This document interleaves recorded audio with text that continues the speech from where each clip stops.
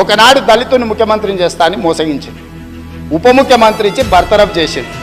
అట్లాంటి పరిస్థితుల్లో శ్రీమతి సోనియా గాంధీ గారు శ్రీ మల్లికార్జున్ ఖర్గే గారిని జాతీయ అధ్యక్షుని చేసింది అధ్యక్ష. శ్రీమతి సోనియా గాంధీ రాహుల్ గాంధీ గారు తమర్ని స్పీకర్గా చేసి ఆ కుర్చీలో కూర్చోబెట్టారు అధ్యక్ష. మీరా కుమార్ గారిని లోక్సభ స్పీకర్గా చేస్తే తెలంగాణ రాష్ట్రం ఇచ్చింది అధ్యక్ష. మీరా కుమారి గారు నేరెళ్లలో దళితులను కరెంటు షాకులు పెట్టి కొట్టించి సంసార జీవితానికి పనికి రాకుండా హింసిస్తే పరామర్శించడానికి మీరా కుమార్ గారు వస్తే ఎయిర్పోర్టుల్ని అరెస్ట్ చేసిండ్రు అధ్యక్ష. అది వాళ్ళ నీతి, వాళ్ళ జాతి. ఇవాళ ఎందుకు రాడు అధ్యక్ష? మిమ్మల్ని సోనియా గాంధీ గారు, మల్లికార్జున్ ఖర్గే గారు, రాహుల్ గాంధీ గారు స్పీకర్ చేసి అధ్యక్ష స్థానంలో కూర్చోబెడితే మీరు అక్కడ కూర్చుంటే అక్కడ కింద కూర్చోవలసి వస్తుందని మీ ముందల కింద కూర్చోకూడదు అని ఇవాళ సభకు వస్తలేడు అధ్యక్ష. ఏ దళితునైతే